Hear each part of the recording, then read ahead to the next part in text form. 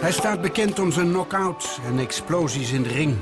Badr Hari is de meest spectaculaire vechter van de afgelopen jaren. Badr. Je bent zo goed bezig.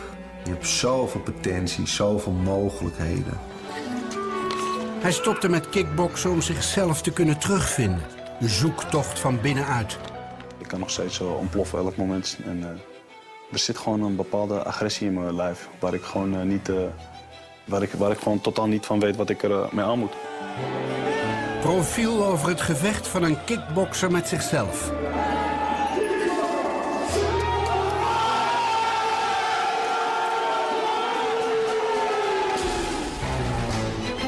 De storm van Badr Hari. Una palabra no dice nada y al mismo tiempo lo esconde todo, igual que el viento que esconde el agua, como las flores que esconden el lodo. Je bent aan het vechten. En dan ben je aan het vechten en dan droom je om de beste te worden. Maar ik ben niet alleen de beste geworden, ik ben ook de meest besproken vechter denk ik in de wereld geworden. Waar mensen het meest op letten. Kijk, ik heb een jaar lang in isolatie geleefd. Ik heb niks van me laten horen, ik heb niks van me laten weten. Ik heb gewoon gezegd van nou, dit is wat ik doe. Voor de rest zijn er berichten verschenen in media's over hoe het met mijn leven gaat of waar ik sta, waar ik ga. Ik laat iedereen schrijven wat hij wil schrijven. Ik verdedig me daar niet om. Dit is mijn moment dat ik mijn verhaal vertel. Het is ook eenmalig. Ik zal nooit meer mezelf zo openstellen. Dit is wie ik ben. Ik ben niet anders dan dit.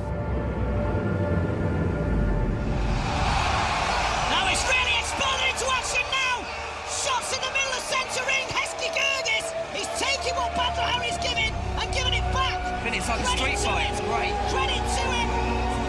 So here's a great shot there from him. No, that was out of order. That was bonked out of order. The crowd justifiably so boo.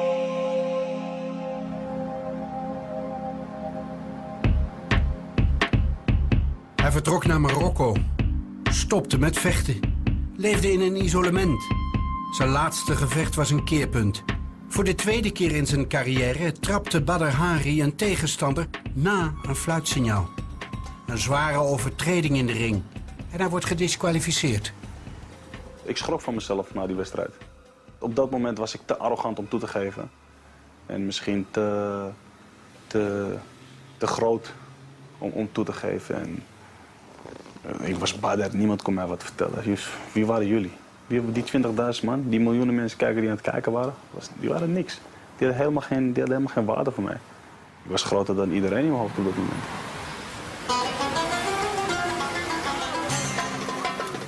Hij verbleef 7 maanden lang in Kenitra, een stad in het noordwesten van Marokko, waar zijn ouders vandaan komen. Op deze markt deed zijn oma al de dagelijkse boodschappen. Hij is gespecialiseerd in zeg maar, de delicatessen van het schaap.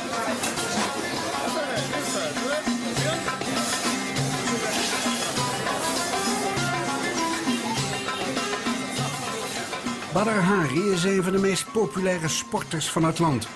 De inwoners van Kenitra volgen zijn prestaties op de voet. Zelfs de koning van Marokko laat van zich horen na een gevecht. Dat mensen me als een halfgod zien, ja. Ik denk meer dat het de liefde is die ze voor me hebben. De waardering. Ze geven mij zeg maar, het gevoel alsof ik hun wat heb gegeven. Alsof ik hun op een voetstuk zet. Weet je, hun trots ben. En, dat is een lekker gevoel, ja. Hier probeert hij zichzelf te hervinden. En alle Nederlandse reacties op zijn laatste gevecht te verwerken. Het is gewoon iemand die eigenlijk nooit meer mag vechten. Het is iemand die ze uit de sport moeten halen. Het is iemand die het niet verdient om kampioen te zijn. Het is iemand die het niet verdient om daar te staan. Het is iemand die daar staat om mensen te verwonden. Het is iemand die niks meer van de sport af weet. Iemand die kickboksen stuk maakt. Iemand die er een slecht beeld geeft. Iemand... Ik ken al die verhalen wel. Badr Hari. Hij wordt in 1984 geboren in Amsterdam-Oost. Zijn vader Dries was amateurbokser. Badr komt uit een gezin met 2 zusters en een broer. De familie heeft het niet breed. Mijn ouders hebben altijd wel hun best gedaan om mij zo goed mogelijk door mijn leven te krijgen. Ze hebben altijd hun laatste stuivers aan ons uitgegeven. Ik weet wat het is om over dingen te dromen en ik weet wat het is om te verlangen naar iets.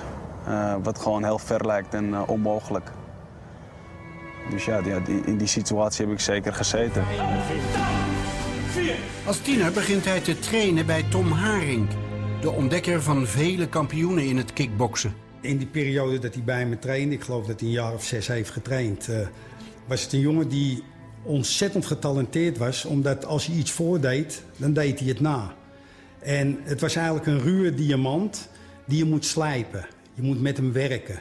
En als er één het nodig heeft, was Badr dat wel, om met hem te werken. Juist dit soort jongens, wat in principe een ongeleide projectiel kan wezen, vind ik juist dat je ophamert. Het zijn kickboxers, maar ze moeten respect hebben. Gewoon in het dagelijks leven.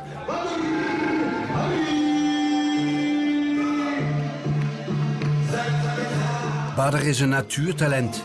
Hij wint wedstrijd na wedstrijd op knock-out. Maar Haring waarschuwt hem wel. Als je het doet, dan moet je je sport goed uitdragen als een sportman. En of het nou vecht is in de ring, dan moet je dat ook op een nette manier doen.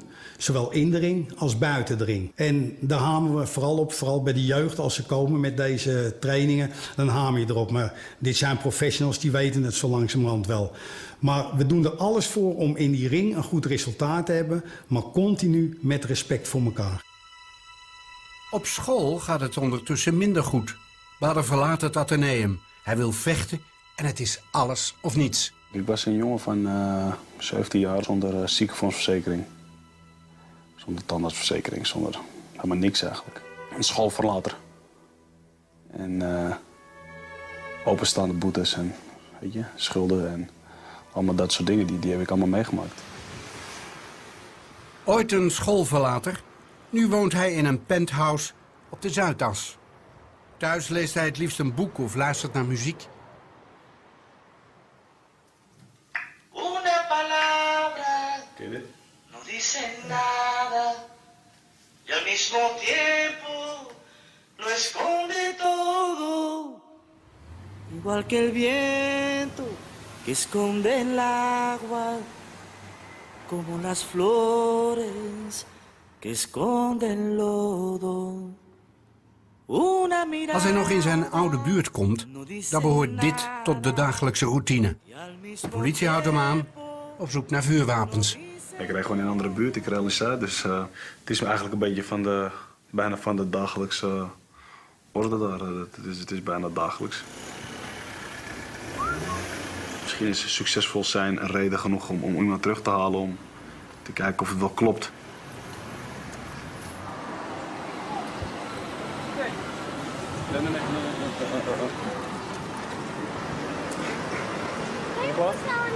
Ja. Echte gangsters hier, hè? Sportman. Sportman, ja, heerlijk. Het gaat je goed, hoor. Dankjewel. Het is januari 2005. Badr Hari moet het opnemen tegen de Kroaat Stefan Leko, een meervoudig kickbokskampioen. Toen was ik immens populair. Toen was ik het grote talent van Nederland. En mijn ouders waren er voor de eerste keer in mijn leven om te komen kijken. Dus dat heeft zoveel impact op mij gemaakt.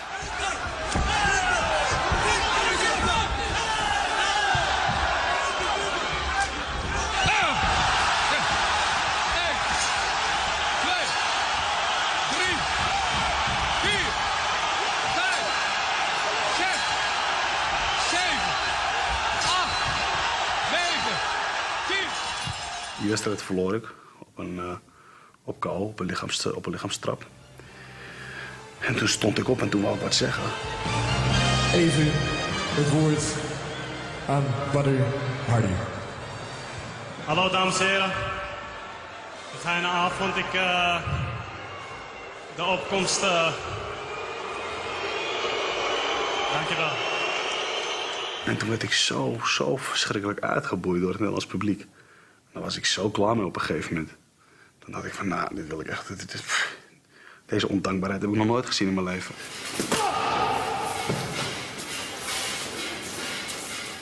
Hari besluit voortaan voor Marokko uit te komen. Hij heeft inmiddels ook zijn samenwerking met Tom Haring opgezegd. Ik geloof dit niet, want ik bedoel, we waren goed voor hem. Hij had het naar zijn zin. Hij deed het goed. Kijk, verlies je nou 5, 6 keer, dan, je weet, dat is met voetbal ook, de trainer heb het dan gedaan. Maar hij won alles bij me, dus dan verwacht je zoiets niet. Maar goed, of mensen hem omgepraat hebben of zo, tot op de hele dag weet ik het nog niet. Maar hij was weg. Nee, dat was geen plotselinge breuk. Misschien dat die voor hem plotseling was. Misschien dat hij het niet zag aankomen. Dat kan ook komen omdat ik niet echt een type ben wat praat. Weet je, ik overleg niet dingen of zo. Ik ben een binnenkropper, dus ik ga over dingen nadenken. En dan ga ik er zo lang mee zitten en over nadenken dat het op een moment voor mij dan gewoon klaar is. Het kan voor mensen heel als onverwachts aankomen, terwijl ik al misschien heel lang al mee bezig ben.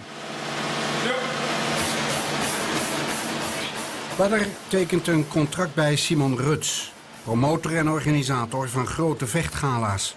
Ik had al geruchten gehoord dat er een hele goede jongen op de markt was. En uiteindelijk het zal in 2004 geweest zijn, had ik een uitvalpartij. Melvin Manhoef zou eigenlijk vechten in Arena. Die mocht toen niet vechten. En toen zocht ik een vervanger en toen kwam Badr in de picture. Kijk, het was geen hoofdprijs, maar het was op dat moment voor mij als 17-jarige jongen gewoon stabiliteit. Het was een inkomsten, het was, weet je, en dat is iets wat Tom mij niet kon bieden. Simon Ruts wel. Ja, Simon Ruts wel op dat moment. Ruts regelt de zakelijke kant. Mike Passenier wordt zijn nieuwe trainer. Hierop. Over. Er moet een soort chemie ontstaan, weet je. Je moet samen... moet je zorgen dat hij boven zichzelf uitstaat. En boven die grijze massa. Want daarom is Badr. Omdat als hij naar de ring gaat... Als hij daar staat en dan wordt omgeroepen... dat iedereen blijft zitten en denkt... Hey, wacht even, ik ga nou even geen bier halen of patat. Ik blijf nog even zitten, want Badr moet vechten. En dan kan er van alles gebeuren.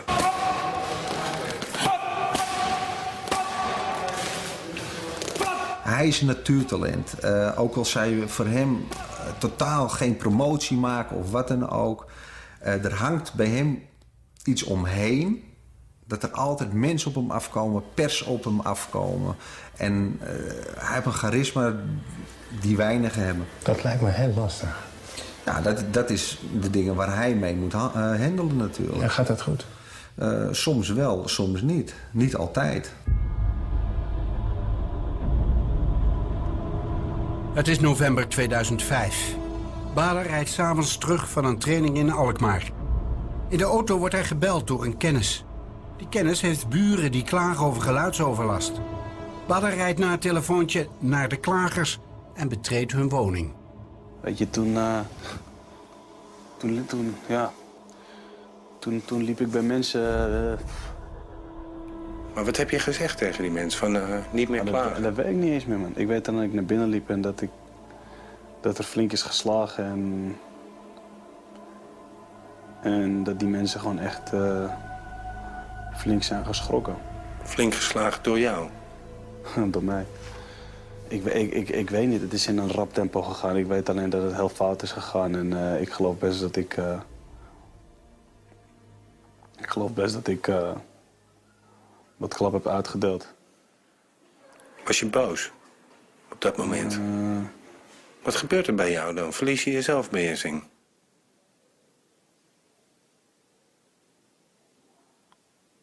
Of ik mijn zelfbeheersing verlies.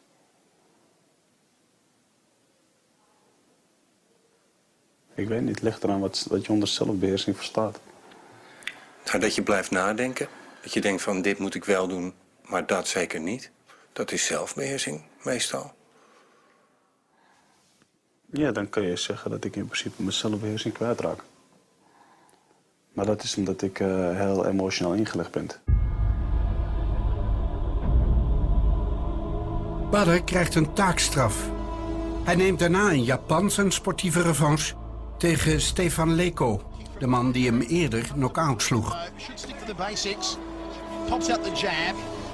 And the Moroccan certainly has his rhythm. Oh, the turning back kick! The big kibosh!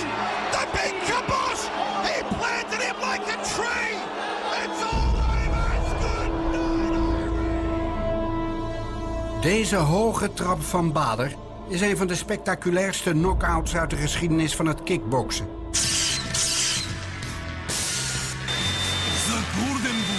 Badr wordt een ster in Japan met de bijnaam Golden Boy. Zijn opkomst voor de wedstrijd verloopt vaak rumoerig. Zijn woedeuitbarstingen worden wereldwijd door miljoenen kijkers gevolgd. Wat is je gevoel, Badr, op dat moment? Geen gevoel speelt geen rol op dat moment. Er is geen gevoel. Wat is het? Is het een storm in je hoofd die losgaat? Het is niet alleen mijn hoofd, het is mijn hele lichaam. Als ik soms, als het met de rem eraf gaat, dan wordt het gewoon één blok explosie en chaos en ruis. En dan hoor ik en zie ik het ook allemaal niet meer. Een storm? Ja. Ja. Windkracht 10. En, een orkaan? Ja, een orkaan. Een ramp. Zijn doel is de K1 wereldtitel zwaargewicht. In 2008 dient die kans zich aan. Badr moet het in de kwartfinale opnemen tegen de Nederlandse vechtsportlegende Peter Aerts. Badr gaat meedogenloos tekeer in de ring. Peter Aerts in the blue and red. Badr Hari in the black and red. Hari opens up, straight right hand. Nice jab outside thigh kick from Hari. Tags him! He tags him! Left hook from Hari on the attack early. Peter Aerts in trouble. Badr Hari's opened up like a house on fire. Ik stond op een gegeven moment ook dat ik dacht van, hey, het moet toch eens een keer. Dit geweld moet toch eens een keer stoppen. Weet je, hoe hard moet ik nog slaan of hoe ver moet ik nog doorgaan voordat die wedstrijd is afgelopen? Ik vond wel dat de scheids een hele correcte en eerlijke beslissing maakte om die wedstrijd te stoppen. Hij kijkt niet goed meer uit zijn ogen, nee. Nee, en hij stond ook niet meer goed op zijn voeten en hij viel uit het niets, ook als ik hem niet eens raakte. En, zo wil je ook niet, dan wil je ook dat het stopt. Ja, tuurlijk, ik hoef iemand niet dood te slaan. Maar de angst moet er wel in zitten. Ja. Dat is mijn kickmoment, weet je. Als ik vechters, tegenstanders steeds kleiner zie worden tijdens de wedstrijd. Steeds onzekerder, steeds minder zeker van hun zaak. Ja. Dat heb je heel vaak gezien. Ja. Ik heb ze als leeuwen zien opkomen en ik heb ze als poesen zien vertrekken, dus. Weet je, Vernedering. Ja, zo kan je het noemen, want het is vernedering. Niks is erger dan verliezend uit die ring lopen. Dat is zo. The final instructions from our center referee, Nobwaki Gargoda. Morocco versus the Netherlands. Bonjaski versus Badr Hari. De finale is tegen Remy Bonjaski. De druk is enorm. De K1 wereldtitel staat op het spel. Jab 2 from Badr forces Remy back against the ropes. Remy cracked to the outside fight. Badr with the knee. And they are shooting it out from the get-go here in the second. Here comes Hari. Uppercut from the bad boy. Remy Bonjaski forced to backtrack. They spill to the canvas. Oh, Badr Hari. What's going on? What's going on? Ik zat nog steeds in die sneltrein. Dus ik was nog niet klaar met hem in principe. Terwijl in principe je dan op dat moment niet verder mag. Maar ik was nog niet. Ik was er nog niet. Ik moest nog even verder. En, maar de scheidsrechter die hing zeg maar boven Bonjaski. Die had ik niet eens gezien. Nee? Ik werd pas wakker nadat ik eigenlijk de scheidsrechter voor de tweede keer tegen het lijf aanliep. En toen keek ik hem aan en dacht ik, hey, en dus toen zag ik een scheids mij aankijken en schreeuwen tegen me. Dacht ik, hé, wacht, volgens mij heb ik iets verkeerds gedaan. En toen ging die storm liggen. En toen merkte ik eigenlijk wat ik gedaan had. Ja. Ik had iemand nagestoten en nagetrapt terwijl hij op zijn rug lag. Onbeschermd.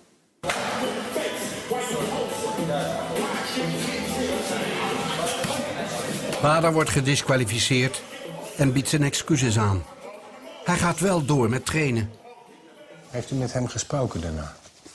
Ja, tuurlijk. Ik heb met hem over gesproken. Maar ook weer niet te veel. Want hij wist zelf wel dat het niet goed was. Hij heeft een kans om ontzaglijk veel geld extra binnen te slepen, heeft hij vergooid. Hij heeft de kans op roem vergooid om de titel te winnen. Dus op dat moment, we hebben erover gesproken, maar heel sumier kort, want hij weet het zelf wel.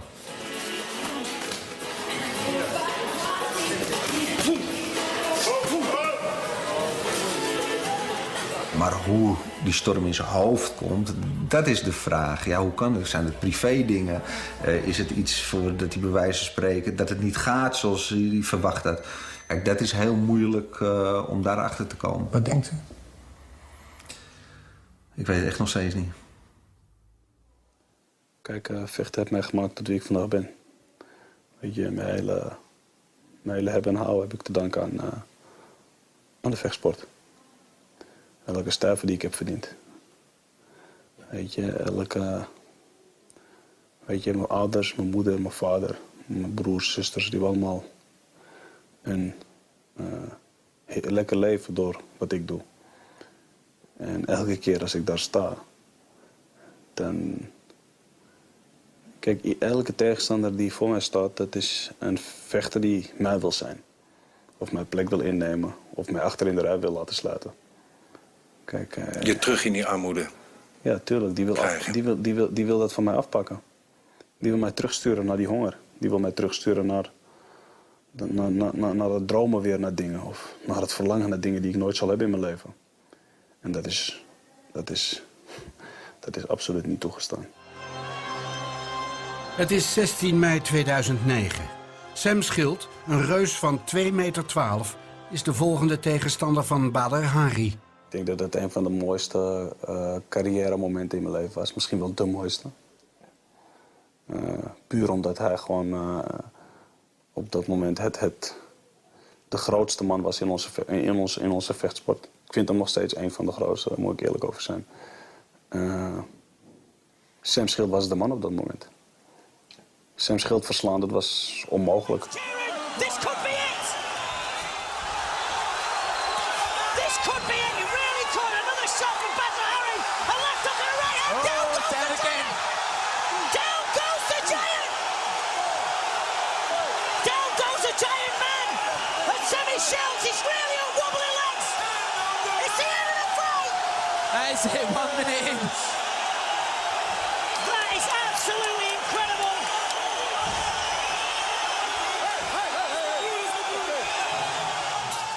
En dan hangt een foto hier ook. Ja. Van dat moment. Ja. Samen met je vader. Ja, tuurlijk. Er was zoveel blijdschap. Er was zoveel plezier. Ja. Dat is winst. Dat is succes hebben. Dat is nou echt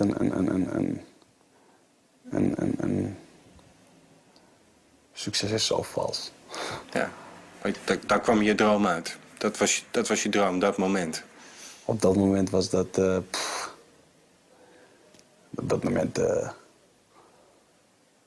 Op dat moment stond ik gelijk aan keizer Caesar en dat soort mensen. Ik was gewoon onsterfelijk. Doodgaan bestond niet meer, hoor. Dat was voor mij echt gigantisch. 29 mei 2010. Badr Hari staat weer in de Amsterdam Arena. Het gevecht tegen Hesdy Gerges. Een pupil van zijn voormalige coach Tom Haring.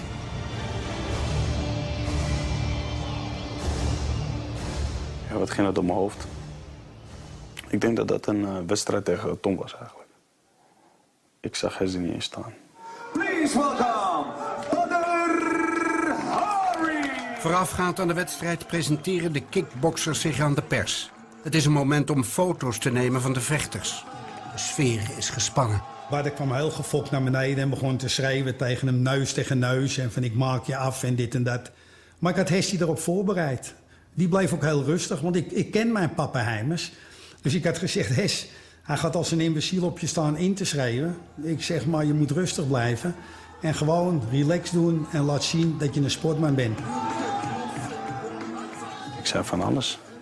Ik zei dat ik hem heel veel pijn zou doen. Dat ik zijn moeder pijn zou doen, zijn vader, zijn tandarts, iedereen. Dat ik boos was. Waarom moet dat allemaal? Wat is... Het is een persconferentie. Ja, maar het is geen persconferentie. Nee, nou goed, maar het is een moment, zeg maar, buiten de ring. Ja. Nee, maar het is voor mij al begonnen.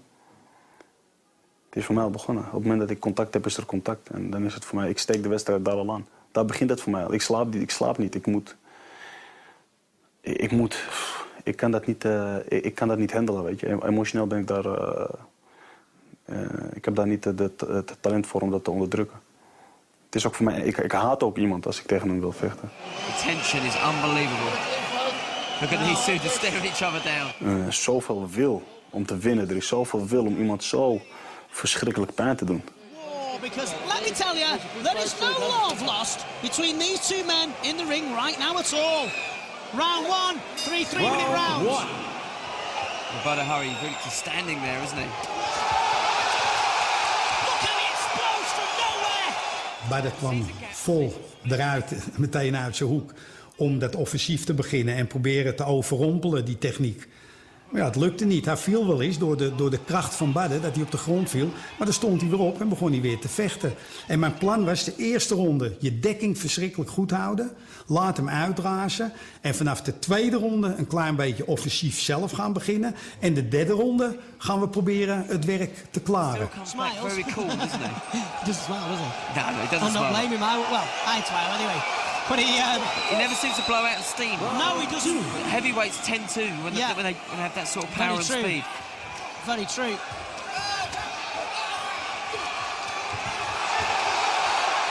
Now it's really exploded into action now. Shots in the middle of centre ring. Heskey Gurgis. He's taking what Badr Hari's giving and giving it back. But it's like a street fight. It's great. Credit to him. Credit to Heskey Gurgis. He really is putting pressure on the bad boy. That was an absolute war, wasn't it? Punch after punch landing. Badr Hari's on the back foot, isn't he? Certainly is. A great shot there from him, though. No! That was out of order! That was bang out of order! The crowd justifiably so boo! Duidelijk een ongehoor over de trap. Zeker 2 seconden nadat er eigenlijk een jongen op de grond viel. Nou, iedereen weet, dat is verboden handelingen, dat mag niet. Hij vecht weer door en dan gaat echt mijn hoofd naar beneden en denk nee. Oh, Badr. Je bent zo goed bezig. Je hebt zoveel potentie, zoveel mogelijkheden. Waarom doe je dit? Waarom? Je hebt het totaal niet nodig. Maak je niet alles kapot op zo'n moment?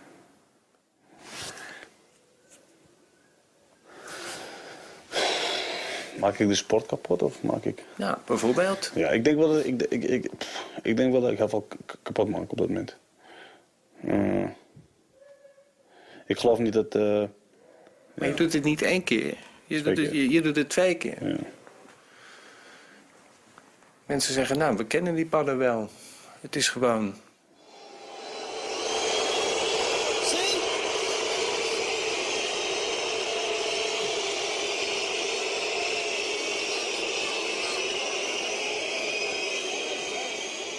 Of je voor- of tegenstander bent, tuurlijk zijn er een hele hoop fans toen voor Badr, maar die keerden zich tegen hem. Want ze weten dat dit niet in de reglementen zijn. En het publiek keerde zich massaal tegen Badr met boergeroep. Wij worden gewoon gedisqualificeerd. Hesdy wordt gewoon de winnaar. Hesdy is de winnaar. En laten we het feest gewoon rustig houden. Ik heb een heel groot talent en dat is om alles stuk te maken in mijn leven wat me lief is. Dat is echt een van mijn grootste talenten die ik altijd al heb bezit. Dat hebben bepaalde mensen mij ook altijd wel verteld. Dat jouw grootste talent is dat je alles kan stuk maken. Mike noemt me zelfs Nero. weet niet of Nero kent, keizer Nero. Die brandde heel Rome af. Ja. Omdat hij vond dat het niet paste als hoe hij het zag. En hij bouwde het opnieuw op zijn manier. Je bent bezig om Nero te worden dus dan? Ik hoop het. Want hij heeft Rome heel knap opgebouwd nadat hij het heeft afgebrand. 7 maanden lang stopte hij met vechten. Om alles opnieuw te kunnen opbouwen. Dat doet hij in Marokko. Daar komt het besef dat de druk hem heeft veranderd. Dus op een gegeven moment ga je boven iedereen staan. Want mensen ga je ook zo behandelen. Dat je boven iedereen staat. Weet je, als wij naar Japan gingen, dan sliep iedereen in het ene hotelletje. Maar Badr sliep in het extra luxe hotel. Want Badr wou niet bij de rest. Want Badr was anders. En Badr hoefde niet met de bus, want Badr had een chauffeur.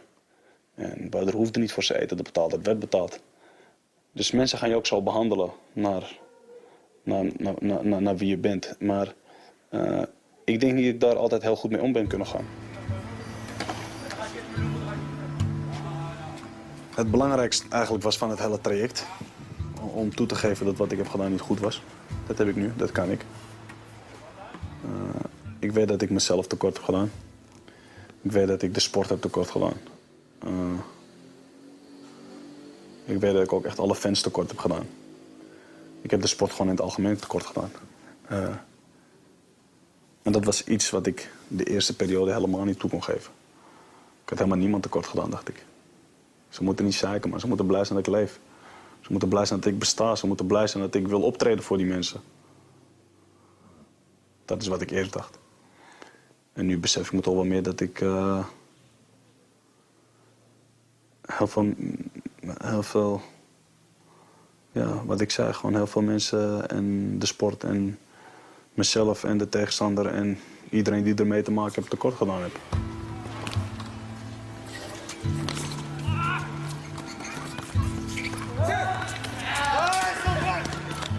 Denk je dat die storm, dat je die straks kan beheersen?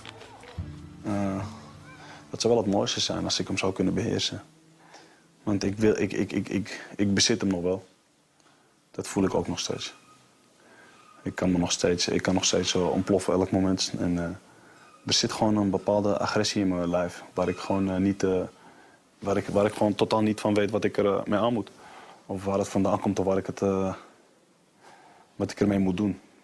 Het zit er wel, maar ik moet het kunnen kanaliseren. Weet je? Ik moet het kunnen gebruiken wanneer ik het wil gebruiken. En wanneer ik het moet gebruiken. De voorbereiding voor zijn comeback verloopt vlekkeloos. Badr Hari lijkt klaar voor een nieuwe wedstrijd tegen de Fransman Tony Gregory. Ik ben goed aan het trainen. Ik ben al 2,5 maand bezig. En, ik heb ruim de tijd hiervoor uitgetrokken naar deze wedstrijd om mezelf voor te bereiden. Ik zit goed in mijn vel. Ik heb rust tussen mijn oren. En ik denk dat dat voor mij het belangrijkste is. Ik kan me goed concentreren op de wedstrijd.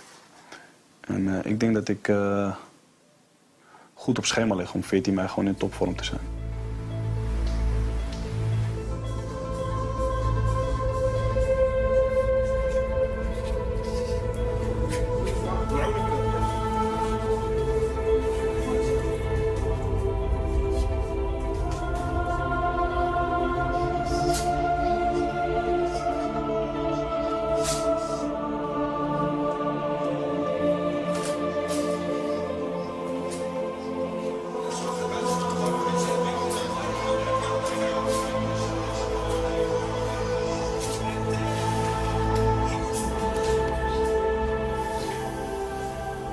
Waar zou een mogelijke overwinning voor staan, voor jou? Straks, wat betekent dat voor je? Dat ik nog besta.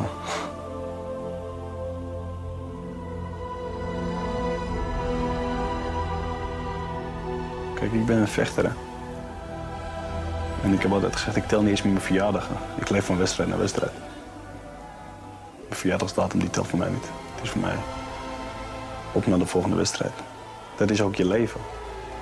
Je leeft van wedstrijd naar wedstrijd. En als ik nu zou winnen, ja,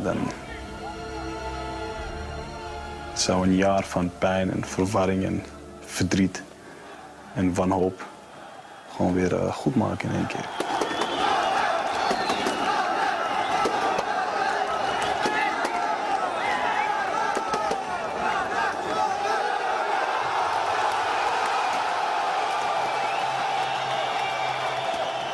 Ik wil de grote wedstrijden vechten. Ik hou van partijen waar gewoon zoveel lading op zit. Ik vind Tony Gregory een leuke wedstrijd. Maar het is niet mijn wedstrijd. Doe mij maar die jongens tegen wie ze zeggen, die kunnen je niet meer verslaan.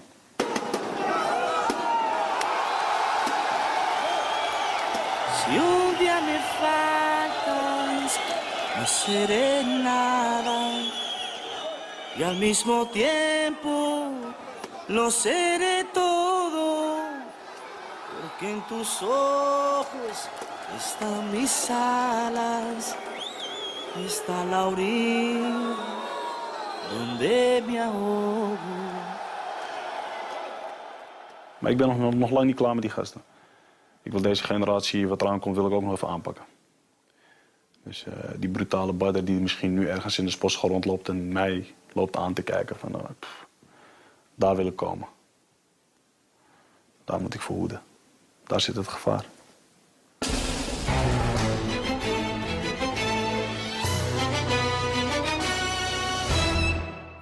Programma afgelopen. KRO.nl gaat verder.